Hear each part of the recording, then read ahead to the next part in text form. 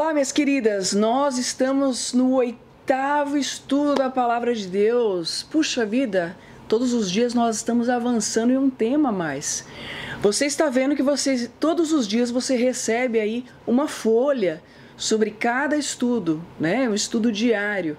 E você pode se aprofundar mais, conhecer mais. Ali tem algumas perguntas, ali tem algumas passagens bíblicas. Vá e se aprofunde mais para que você possa ter mais conhecimento. Assim você pode conhecer por si mesma. Não somente o que a Andréa está falando, ou o que o pastor Arilton está falando, mas você pode conhecer melhor a palavra de Deus. Ok? Hoje nós vamos falar sobre um tema muito importante. Para mim é um dos mais importantes da Bíblia. Porque esse tema ele traz uma esperança de um mundo renovado. A Bíblia fala sobre a volta de Jesus. Como é que a volta de Jesus vai acontecer? Será que ela vai acontecer de uma forma oculta? Jesus ali, quando estava com seus discípulos, ele falou assim, olha, um dia eu vou voltar.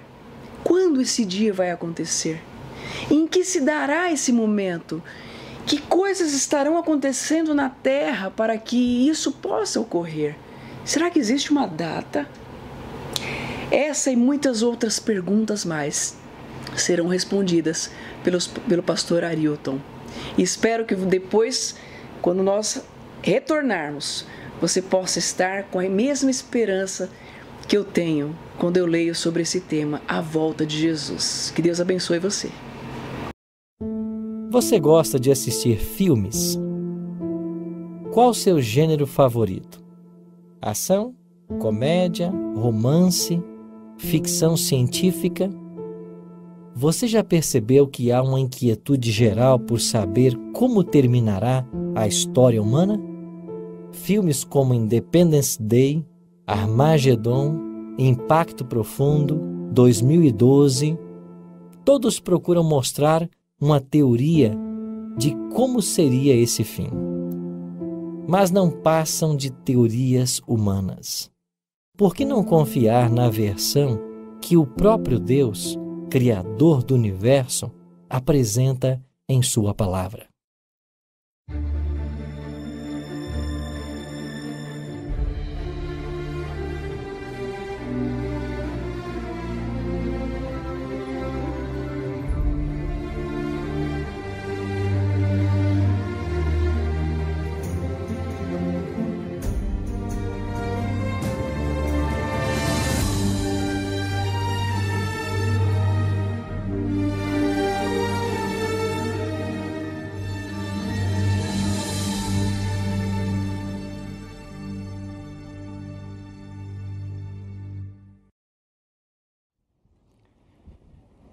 Nós estamos sobre o Monte das Oliveiras. Do outro lado, nós temos o Domo da Rocha. Nesse exato local, nós tínhamos o Templo de Salomão, que depois foi também chamado Templo de Herodes. Certa vez, Jesus estava caminhando com os discípulos próximo a esse templo, e os discípulos chamaram a atenção do seu mestre para a beleza da construção. Jesus então fez uma profecia extraordinária. Ele disse, não ficará aqui pedra sobre pedra, que não seja derribada. Em seguida, Jesus veio aqui, para o Monte das Oliveiras, e os discípulos se aproximaram dele, curiosos a respeito da sua fala. E então perguntaram para ele, mestre, dize-nos quando sucederão estas coisas, e que sinal haverá da tua vinda?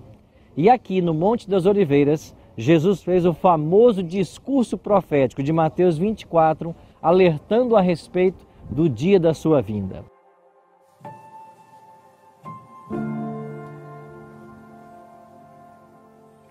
Qual será o objetivo da volta de Jesus? Cristo foi claro ao dizer que ele voltará para dar a recompensa segundo as suas obras. Ou seja, a volta de Cristo é uma doutrina fundamental nas Escrituras e descarta a possibilidade de alguém ir direto para o céu assim que morre. A recompensa não é dada após a morte. A recompensa só será dada quando Jesus voltar a essa terra em glória e majestade. O que acontecerá com os mortos na volta de Cristo que não se salvarem? Eles permanecerão mortos. Já os que estiverem vivos, os ímpios, eles irão fugir do esplendor da glória da volta de Jesus. Apocalipse capítulo 6 declara que eles pedirão aos montes e aos rochedos: caí sobre nós e escondei-nos da face daquele que se assenta no trono e da ira do Cordeiro, porque chegou o grande dia da ira deles. E quem é que pode suster-se? Os ímpios vão preferir a morte do que contemplar a volta de Cristo nas nuvens dos céus.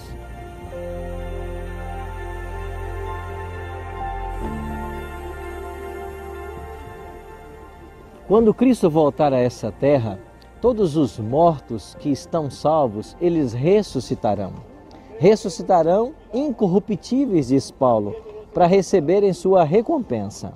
Por outro lado, aqueles que estão perdidos, eles não ressuscitam na volta de Cristo. Segundo o livro do Apocalipse, capítulo 20, eles só irão ressuscitar 1000 anos após a volta de Cristo.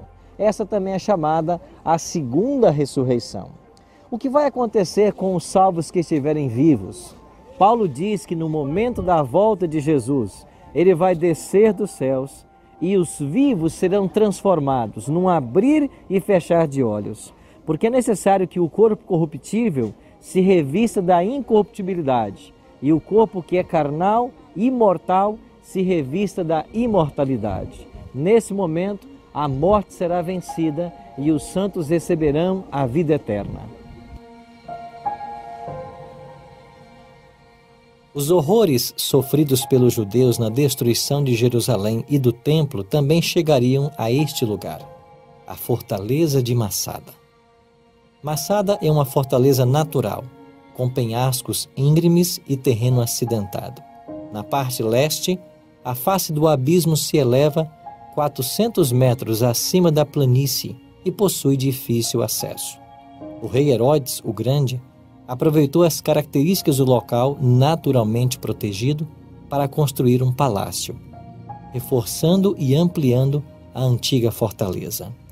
Após a destruição de Jerusalém, Massada se tornou a última fortaleza judaica a ser vencida. Após anos de trabalho, os romanos, liderados pelo novo procurador Flávio Silva, construíram acampamentos e uma muralha ao redor de Massada, para que ninguém fugisse. Finalmente, no ano 73, uma enorme rampa foi construída pelo lado oeste do platô, e foi através dessa rampa que eles tiveram acesso à muralha da fortaleza e a destruíram. Mas antes que os romanos invadissem Massada, Eleazar ben Jair convenceu seus compatriotas que era melhor morrerem livres do que sofrerem a tortura que certamente estaria reservada para eles e seus familiares. Com grande tristeza, cada chefe de família matou sua mulher e seus filhos. Em seguida, foram sorteados 10 homens para matar os restantes. Desses, um foi selecionado para matar os outros 9, incendiar o palácio onde todos haviam tombado e depois suicidar-se. Quando o dia amanheceu, as tropas romanas atravessaram as muralhas destruídas para entrar em combate, mas tudo o que encontraram foi o silêncio. Intrigados, os soldados gritaram para atrair os guerreiros. Em vez disso, viram surgir das sombras 2 mulheres e 5 crianças, que haviam escapado do massacre da noite anterior, escondendo-se em cavernas subterrâneas. Os sobreviventes contaram aos romanos o que havia acontecido, mas eles só acreditaram quando entraram no palácio incendiado e contemplaram centenas de cadáveres. Massada tornou-se um símbolo da resistência judaica. As palavras do hino nacional israelense expressam o anseio do coração de todo judeu, desde que os romanos romperam as defesas de Massada. Enquanto no fundo do coração palpitaram a alma judaica, e em direção ao Oriente, o olhar voltar-se a Sião, nossa esperança ainda não está perdida, esperança de 2000 anos, de ser um povo livre em nossa terra, terra de Sião e Jerusalém.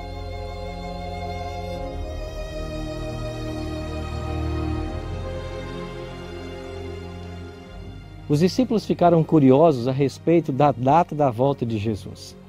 Jesus disse: mas a respeito daquele dia e hora, ninguém sabe, nem os anjos nos céus, nem o Filho, somente o Pai.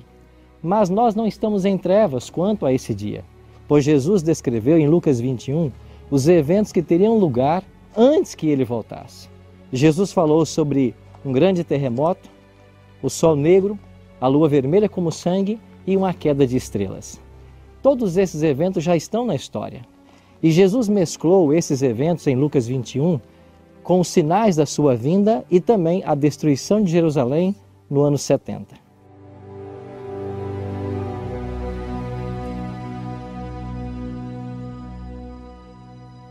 Um dos eventos mais extraordinários que ocorrerão no final da história humana envolve o monte sobre o qual agora estamos, o Monte das Oliveiras.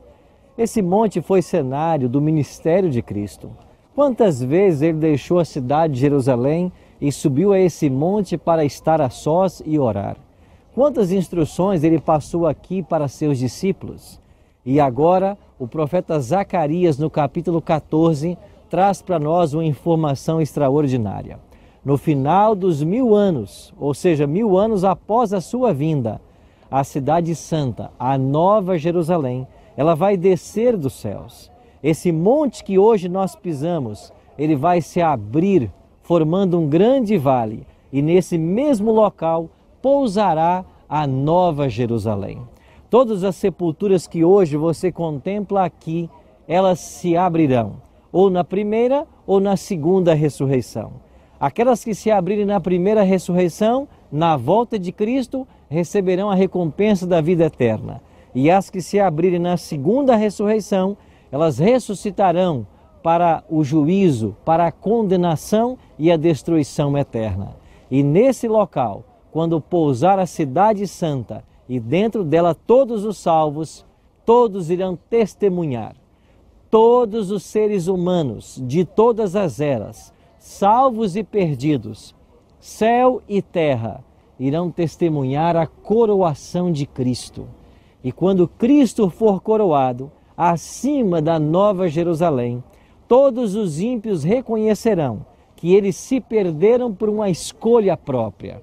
Por outro lado, os salvos louvarão a Deus em antífonas e renderão ao Cordeiro a glória devida, porque ele morreu para nos dar o direito à vida eterna.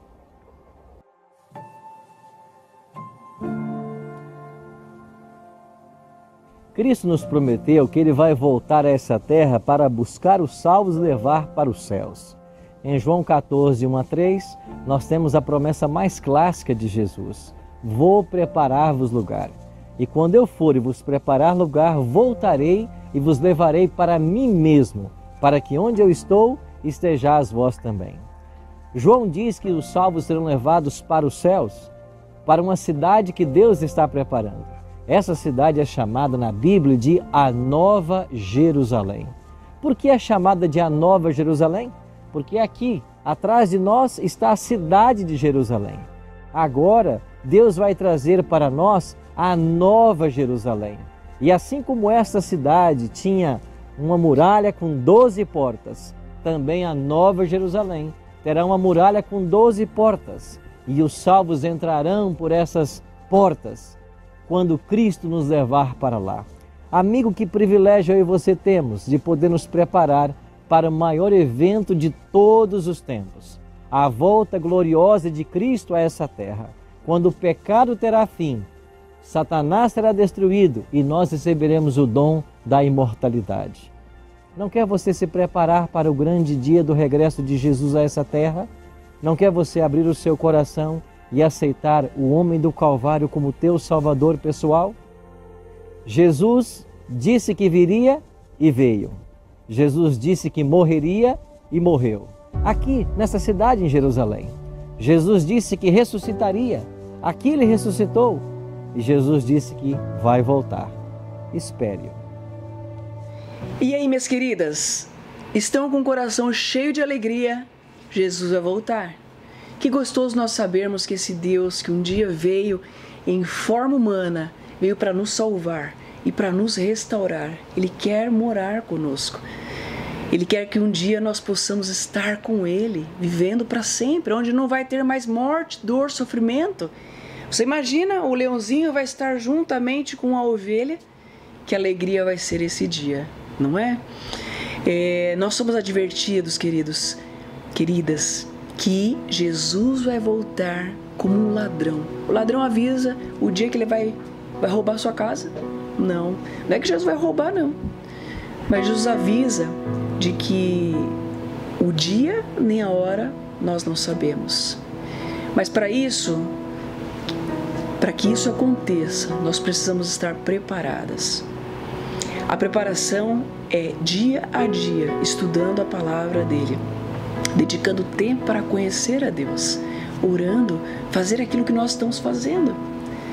O encontro com Jesus vai ser um encontro glorioso e vai ser um momento onde existirá dois grupos. Um vai dizer, caiam rochas sobre mim, e o outro grupo vai dizer e olhar assim, esse é o nosso Deus a quem tanto aguardávamos. Eu quero fazer parte desse último grupo, que vai dizer, esse é o nosso Deus a quem tanto aguardávamos. Você quer dizer isso?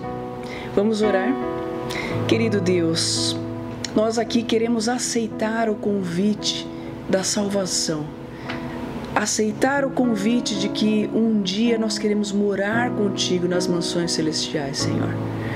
Agora nós pedimos que o Senhor esteja preparando o nosso coração para um dia estar e encontrar o Senhor. Cuida da nossa vida, transforma o nosso coração, te peço em nome de Jesus. Amém.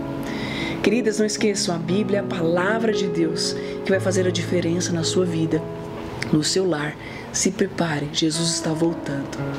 Nos encontramos no próximo estudo. Que Deus abençoe você.